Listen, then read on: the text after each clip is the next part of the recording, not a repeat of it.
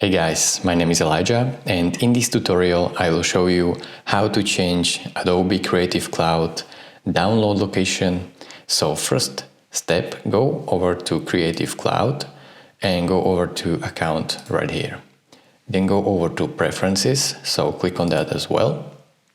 Then you should scroll down, just make sure you are in this Apps panel. Scroll down all the way, and here you see Installing. Here you have install location.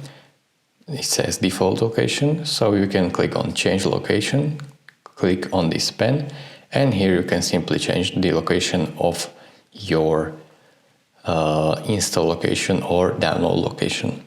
So just basically pick folder and click open and it will change. Then just press done and you are done. Thank you for watching. If this video was helpful to you, consider subscribing and liking this video, and I will see you in the next tutorial. Bye bye.